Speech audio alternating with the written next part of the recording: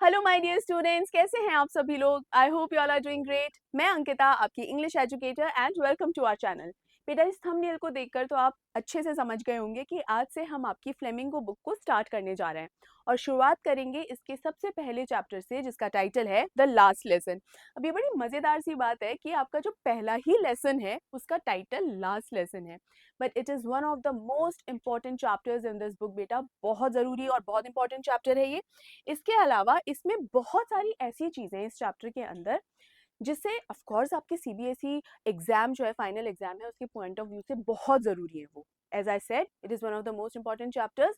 But उसके अलावा ऐसी भी बहुत सारी चीज़ें इस चैप्टर से आपको सीखनी चाहिए, अपनी रियल लाइफ, अपनी पर्सनल लाइफ के अंदर उसे इस्तेमाल करना चाहिए and you will surely become a better person. अब ऐसी क्या चीज़ें हैं इस चैप्टर के अंदर, चलिए। इस चैप्टर में एक है सडन रियलाइजेशन। अब ये सडन रियलाइजेशन है किस चीज़ का?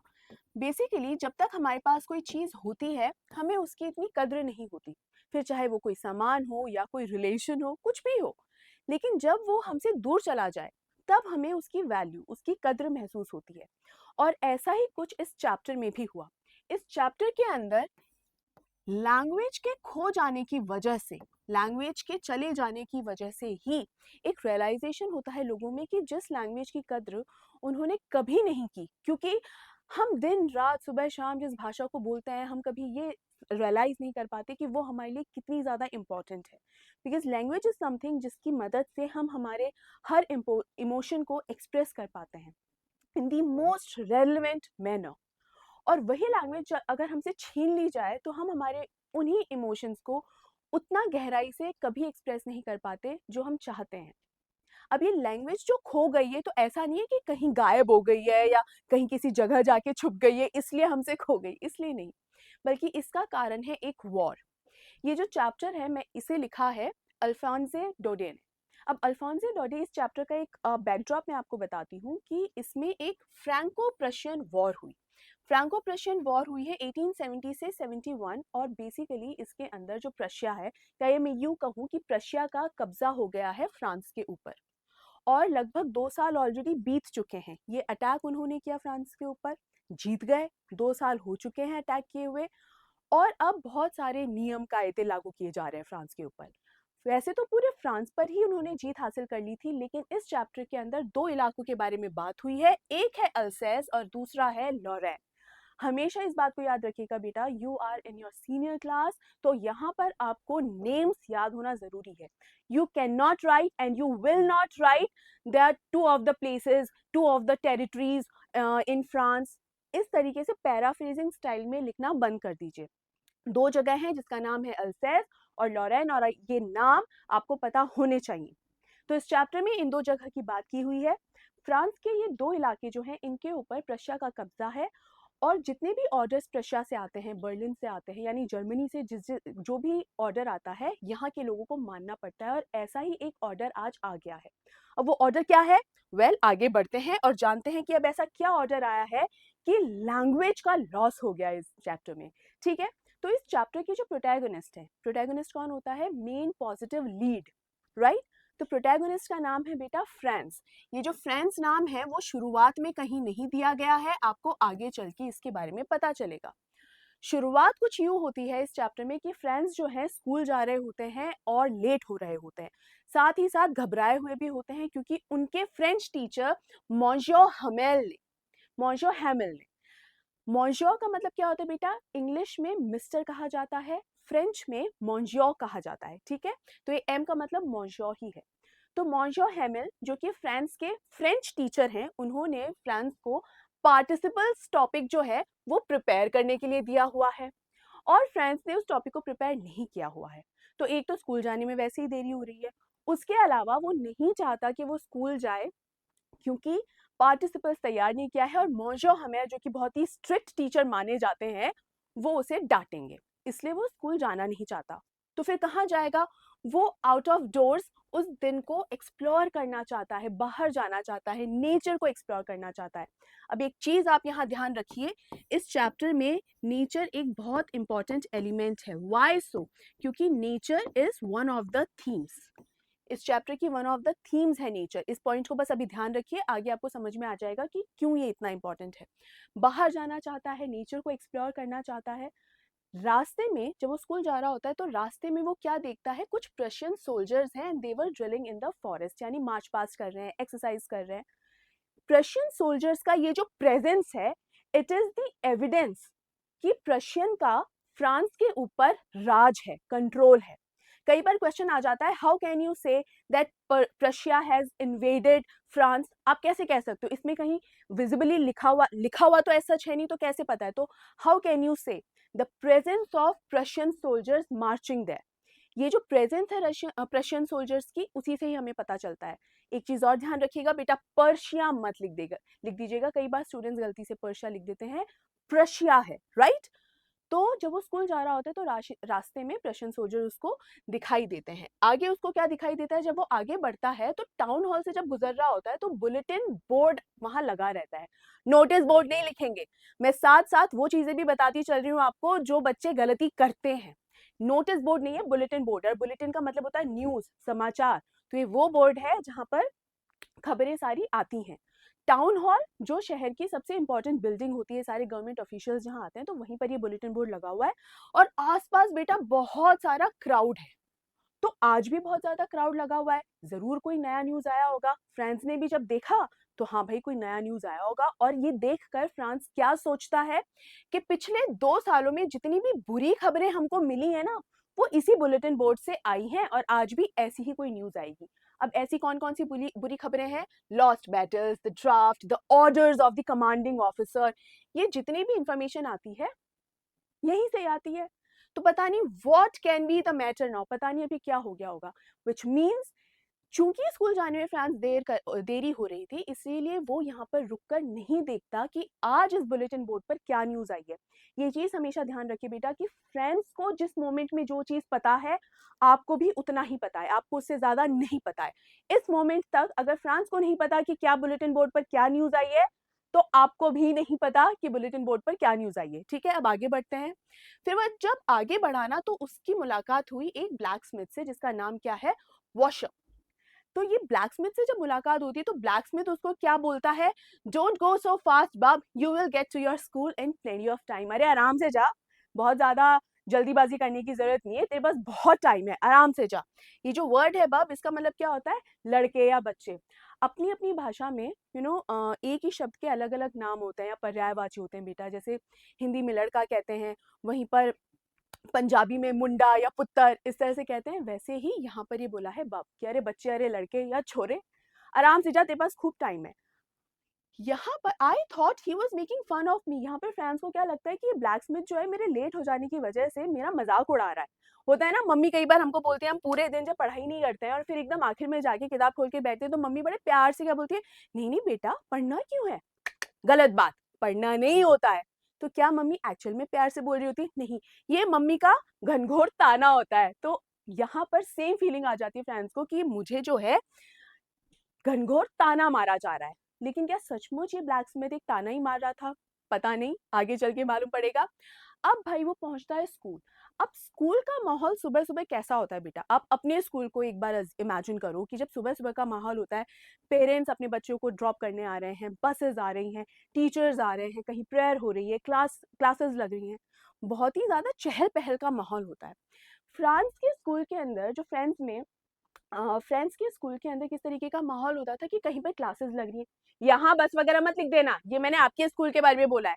यहाँ इस स्कूल में यूजुअली क्या होता है कि कहीं पे क्लासेस लग रही होती है, कहीं पर डेस्क पर बैठने के लिए डेस्क की ओपनिंग और क्लोजिंग आवाज हो रही होती है, यानी बहुत ही ज्यादा बसर होता है, हर तरफ आवाज आ रही होती है, यानी शांति बिल्कुल भी नहीं होती। लेकिन आज आज बहुत ही ज्यादा सन्नाटा था भाई।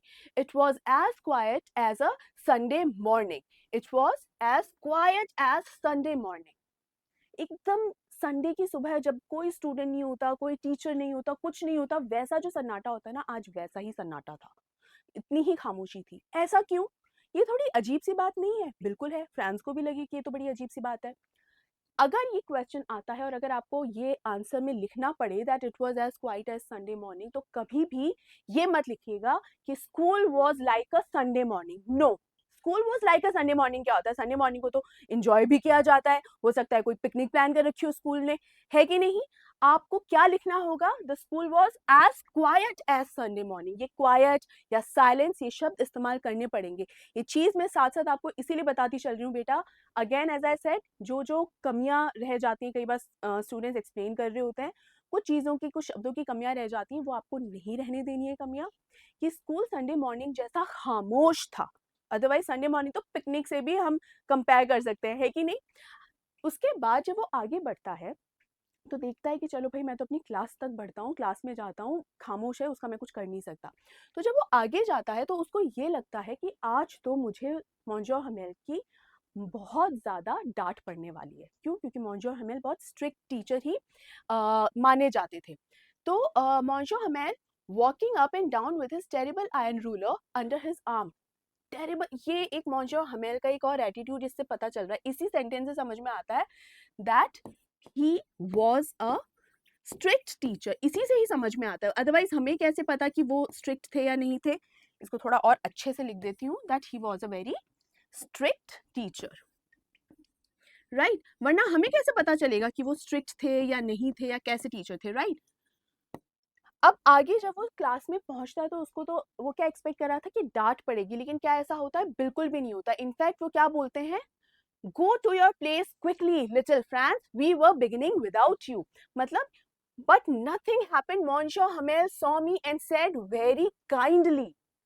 क्या ये भी थोड़ा अनयूजुअल है? पहले बुलेटिन बोर्ड पर इतनी भीड़ लगी हुई थी, फिर ब्लैक स्मिथ ने भी वो ताना मार दिया, फिर स्कूल इतना शांत लगा।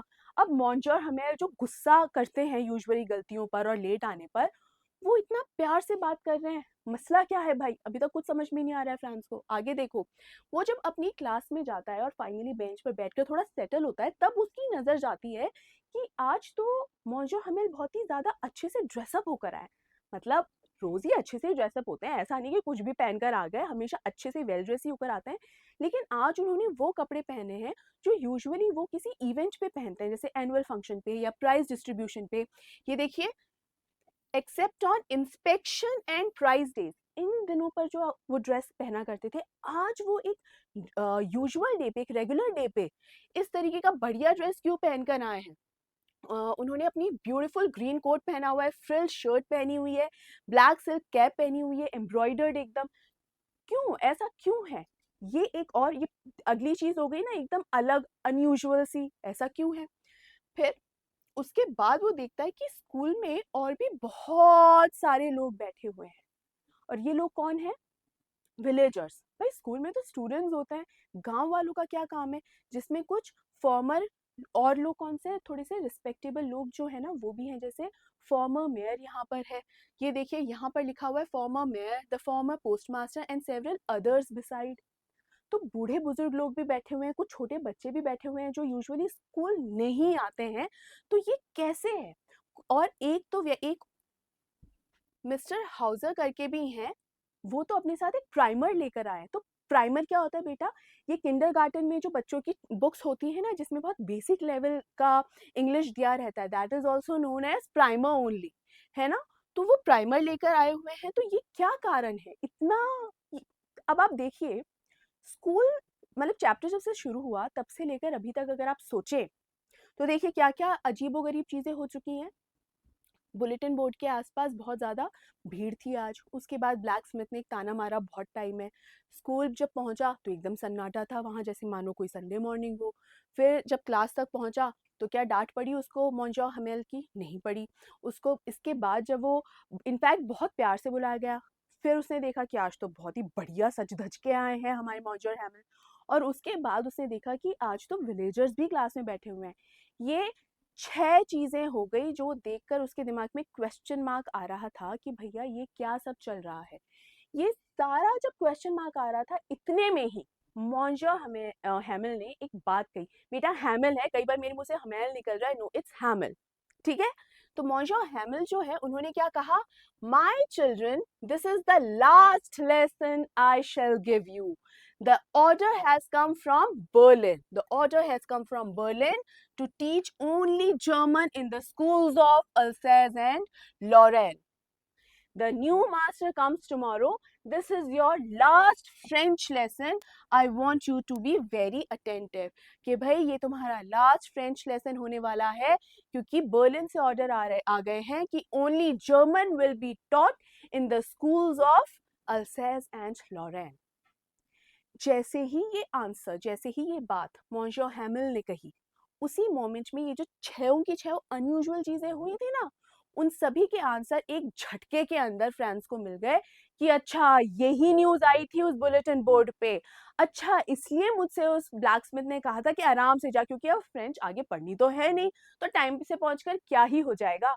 अच्छा इसलिए आज पूरा स्कूल चूंकि दुखी है, इसलिए एकदम चुप है, खामोश है, कोई चहल पहल नहीं, and it was as quiet as a Sunday morning. अच्छा इसीलिए मॉन्जोर हमेल ने मुझे डांटा नहीं, इसीलिए उन्होंने इतने प्यार से मुझे वेलकम किया। He was so kind. Dress up, why he was dressed up so nicely? Because Monsieur Hamel wanted to make this day important, memorable, कि भाई आज आखिरी दिन है, लेकिन ऐसा नहीं कि मैं बस कोई खाना पूर्ति कर दूंगा कि हाँ ठीक है हो गया। आज मैं बहुत अच्छे से पढ़ाऊंगा और आज के दिन को मैं खास बनाऊंगा, यादगार बनाऊंगा। इसीलिए मैं अच्छे से रेडी होकर आऊँ, क्योंकि मेरे लिए फ्रेंच पहले जितनी इंपॉर्टेंट थी, आज जब मैं आखिरी बार उसे पढ़ा रहा हूँ, आखिरी दिन है, आज आखिरी लेसन है, उसी तरीके से उसी शिद्दत से पढ़ाऊंगा तो उसको याद रहे हमेशा, मेरे स्टूडेंट्स को याद रहे हमेशा।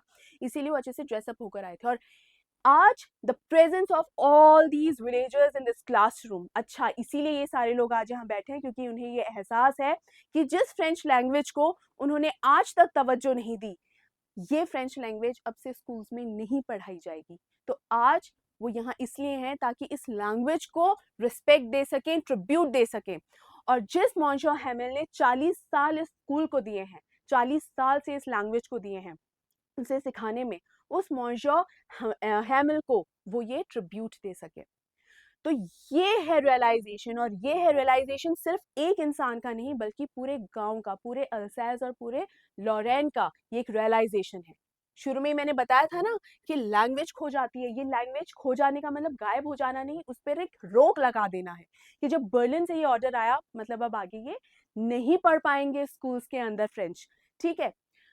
अब ये it was like a thunder clap, मतलब एकदम बिजली की तरह ये न्यूज जो है फ्रांस के ऊपर टूटी, और उसको समझ नहीं आया कि मैं क्या करूं। देखो फ्रांस का क्या कहना रहता है, my last French lesson, why I hardly knew how to write, I should never learn anymore, I must stop there then, oh how sorry I was for not learning my lesson. It is one of the most important paragraphs बेटा, कि जो किताबें मुझे कुछ देर पहले एक burden की तरह लग रही थी, बहुत ही ज़्यादा हेवी लग रही थी कि कितना वेट है इसमें, कितना ज़्यादा परेशानी है मुझे, मतलब मुझे बर्डन लगता था उन्हें पढ़ना, पार्टिसिपल्स नहीं आते हैं, नहीं पढ़ना मुझे।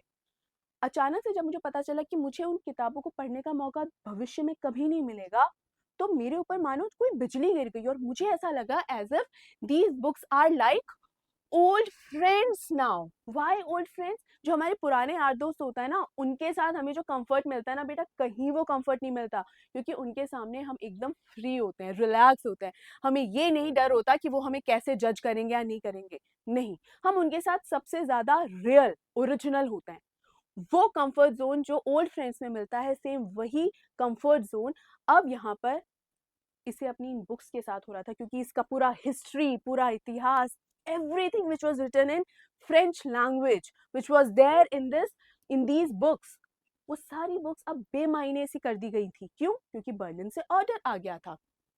I couldn't give up, and Monsieur Hamel too. The idea that he was going away, that I should never see him again, made me forget all about his ruler and how cranky he was. जैसे ही मुझे पता चला कि ये व्यक्ति मॉन्जो हैमिल जो आखिरी बार आज हमें पढ़ाने वाले हैं, जब मुझे पता चला ये हमेशा के लिए जाने वाले हैं और कभी हमें नहीं पढ़ाएंगे, तो मैं सब उन जिस चीज़ से मुझे एक गुस्सा आता था कि why he is so strict, ruler से स्केल से हमें मार देते थे, पीट देते थे, क्रैंकी हो जाते थे, बहुत ही ज़्यादा इरिटेटिंग हो जाते थे कई बार, मैं सब भूल गया, ये सारी चीज़ें उनके लिए भूल गया। क्यों? क्योंकि आज ये एहसास हो रहा है कि यही तो वो इंसान है जो हमें हमारी लैंग्वेज सिखाया करता था, लेकिन अब से नहीं सिखा पाएगा। और आगे वो क्या कहता है, such a poor man, it was in honor of this last lesson that he had put on his fine Sunday clothes, कि भाई इस दिन को यादगार बनाने के लिए, इसको इम्पोर्टेंस देने के लिए, रिस्पेक्ट देने के लिए ही उसने ये कपड़े पहने थे, राइट। और अब मुझे समझ में आया कि क्यों सारे गरीब जो गांव वाले लोग हैं यहाँ सब बैठे हुए हैं, क्योंकि वो इनको रिस्पेक्ट देना चाहते हैं।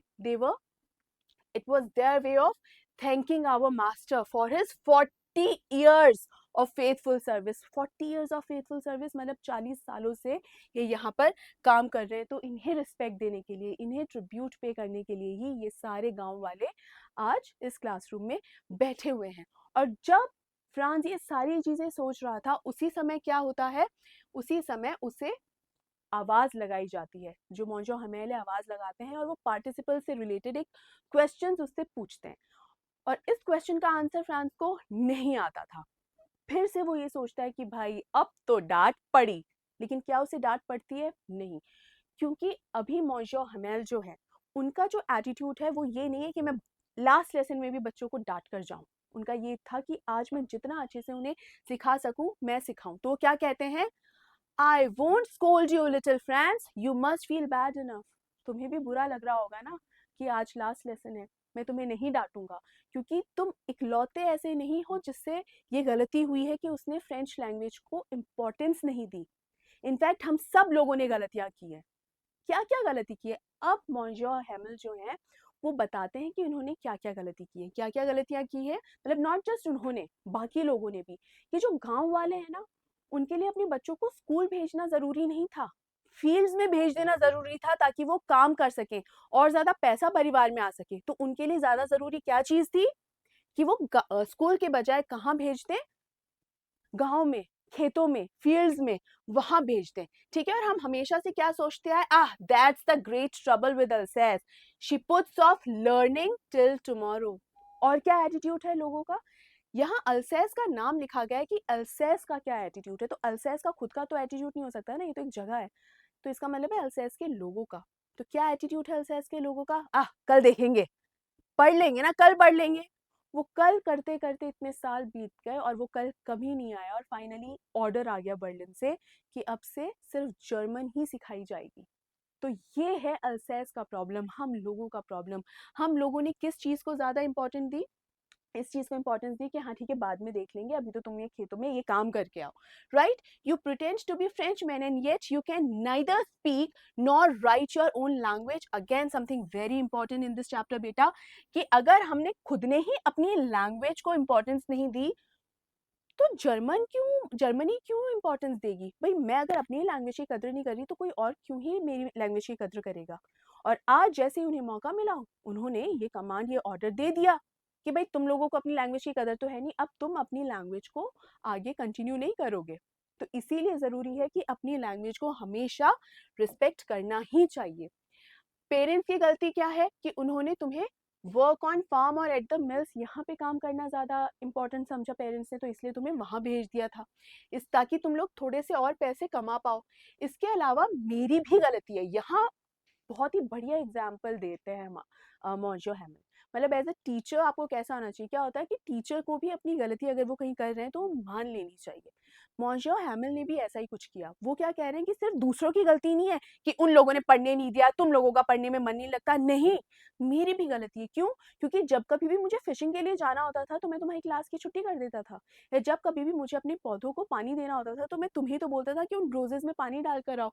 तो क्या मेरी गलती नहीं है? जब भी फिशिंग के लिए जाता था मैं तुम्हें छुट्टी दे देता था कि जाओ।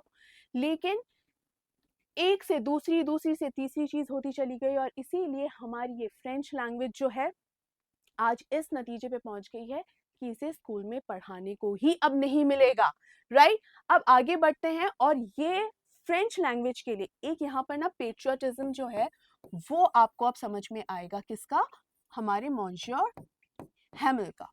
पेट्रियटिज्म, इनका जो रिस्पेक्ट है टुवर्ड्स फ्रेंच लैंग्वेज, ये सारी चीजें अब आपको समझ में आएंगी जो आगे अब वो बोलने वाले हैं। तो क्या बोलने वाले हैं ये देखो।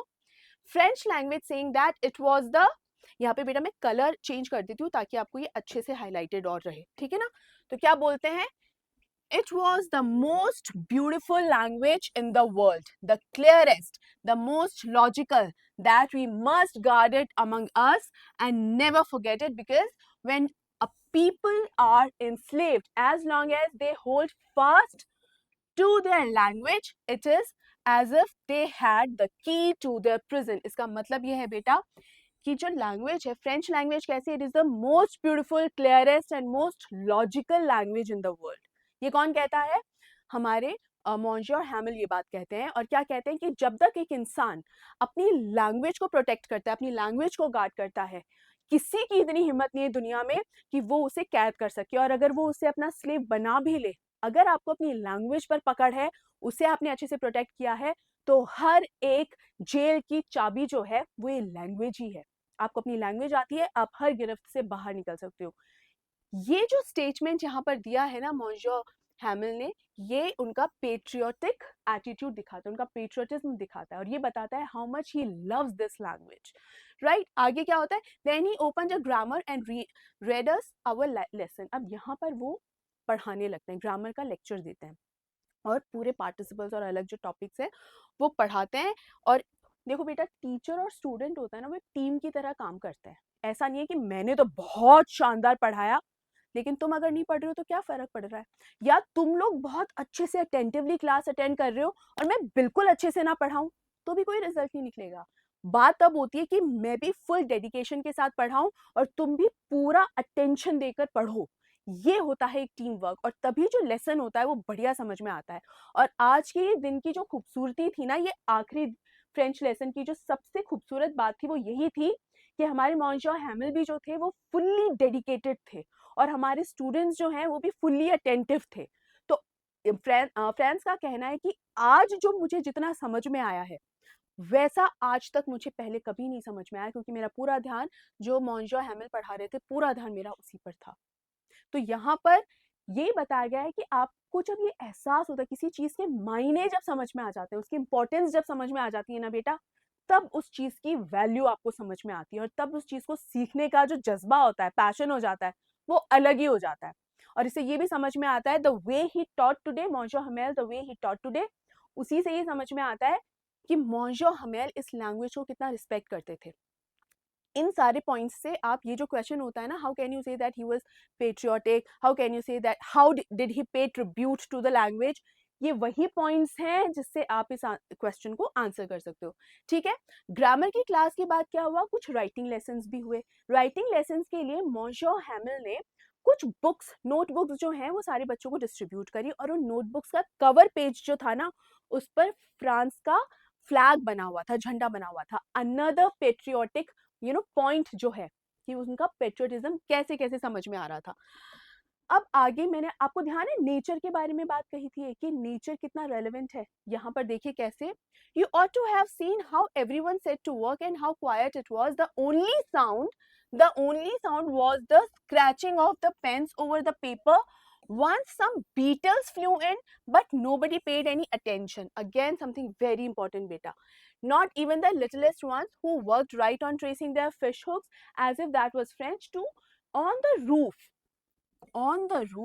the pigeons cooed very low, and I thought to myself, will they make them sing in German? Even the pigeons. इसका मतलब ये है कि इंसानों पर तो कब्जा कर लिया है, हमारे ऊपर तो कंट्रोल पा लिया है पूरा जर्मनी ने, तो हमें तो फ्रेंच बोलने से रोक दिया, जर्मनी बोलनी पड़ेगी।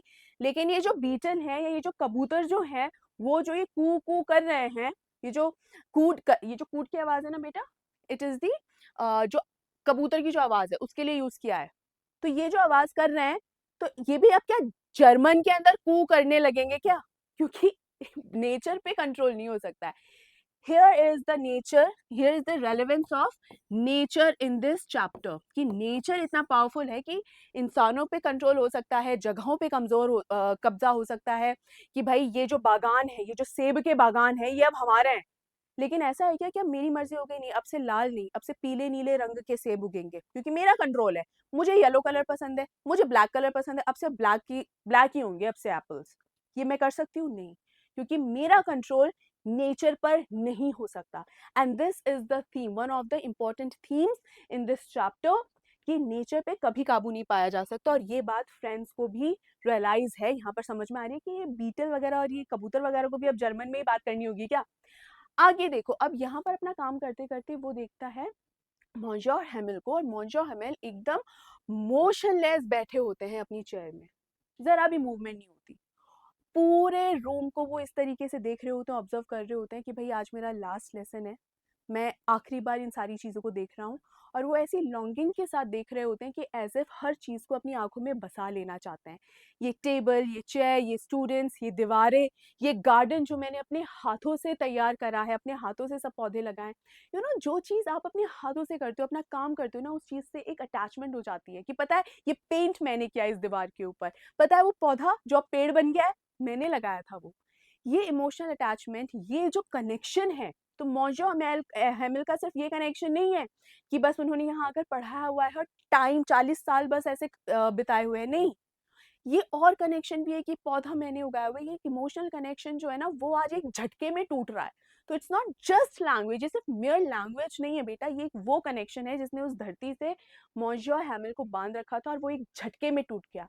तो ये सारी चीज़ें एक सेकंड में एक्सेप्ट करना, उसको एब्जॉर्ब कर लेना आसान नहीं है। तो वो चीज़ सहन करना ही इनके लिए बहुत मुश्किल है। जितनी भी चीज़ें इन्होंने यहाँ पर for 40 years he had been there in the same place, एक ही जगह 40 years से है ये आदमी। His garden outside the window and his class in front of him, just like that. Only the desks and benches had been worn smooth. The walnut trees in the garden, ये सारे पौधों के बारे में बताया गया है। They were taller and the hawkvine, ये एक बेल होती है बेटा, क्रीपर होता है ना, एक बेल की तरह होती है। ये सारी चीजें देखकर जो है उनको याद आ रही है कि मेरा क्या कनेक्शन था इस जगह से। और इनकी जो सिस्टर है, मौजो हेमिल की जो सिस्टर है, वो इस वक्त क्या कर रही है, वो अपने घर पर है और सारे जो सामान को है ना पैकिंग कर रही है वो, कि सब ट्रंक्स में भर के, क्योंकि अगले ही दिन packing there. His sister moving about in the room about, ऊपर ही एक क्लासरूम के ऊपर ही कमरा है, मौजो हमें हेमिल जो है ऊपर ही रहते हैं। And his sister is packing their trunks for they must leave the country next day. Just इस तरीके का है ये डिसकनेक्शन एक झटके में। तो इनको ये चीज इतना आसानी से एक्सेप्ट करना आसान नहीं है। But he had the courage to hear every lesson to the very last. After the writing, we had a lesson in history. History में भी पढ़ाया, फिर हिस्ट्री को भी पढ़ाया उन्होंने।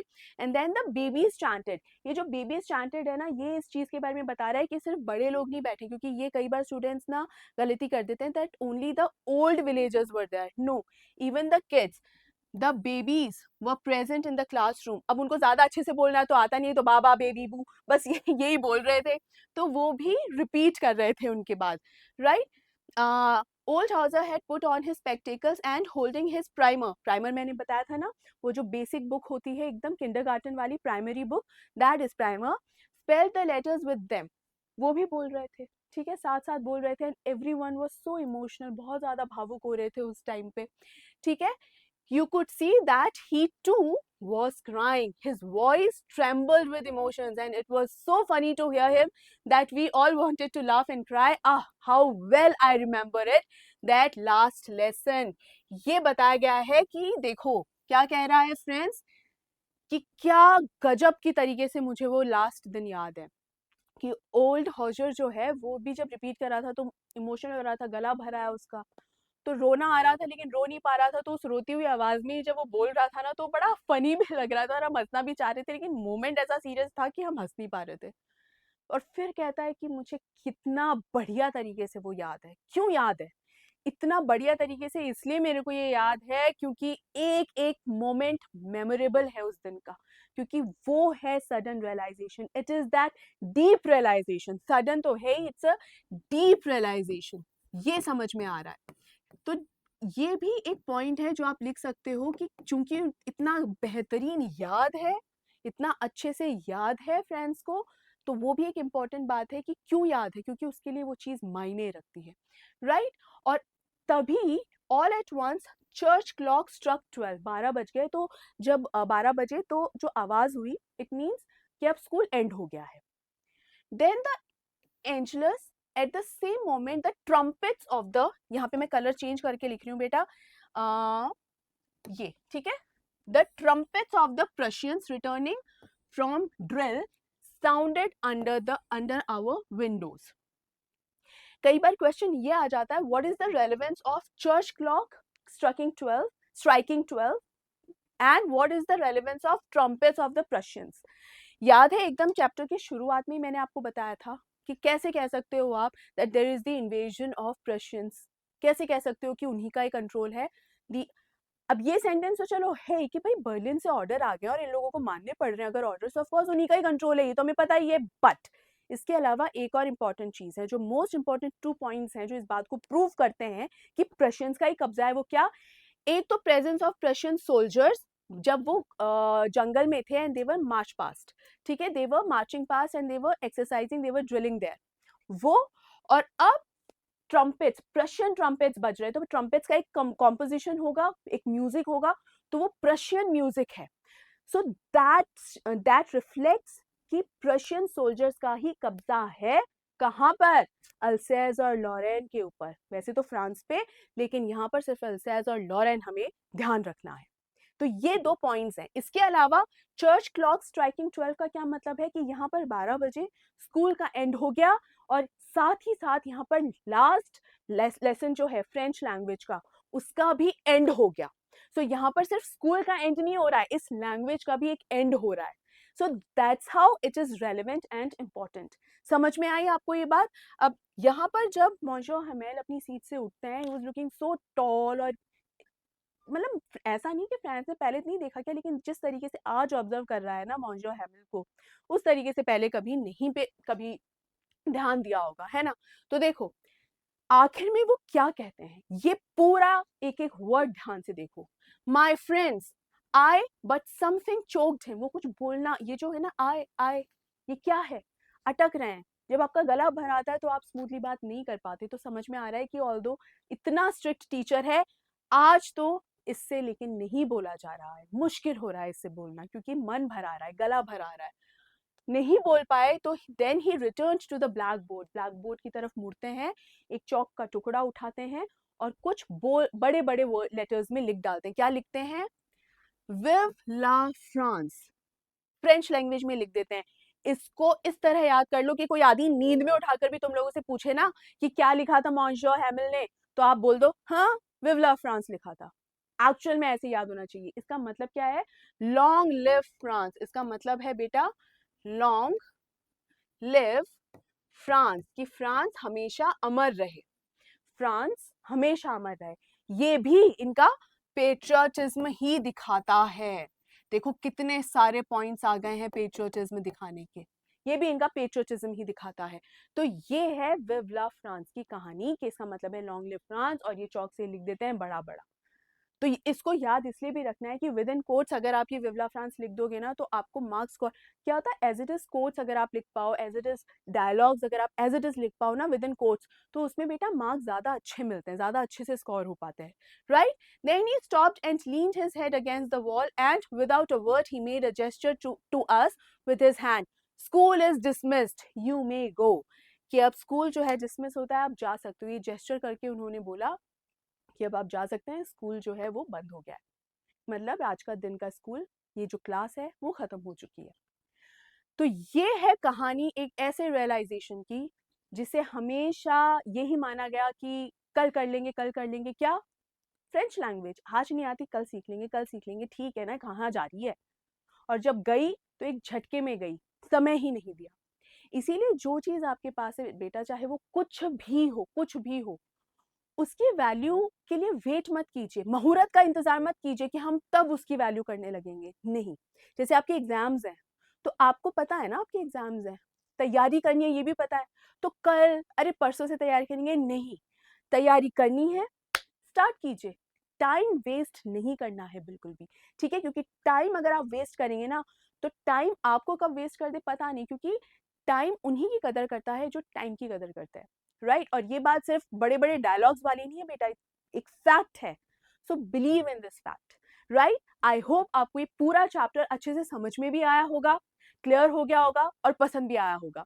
तो कैसा लगा ये एक्सप्लेनेशन, कैसा लगा ये चैप्टर, मुझे जरूर कमेंट करके बताइएगा।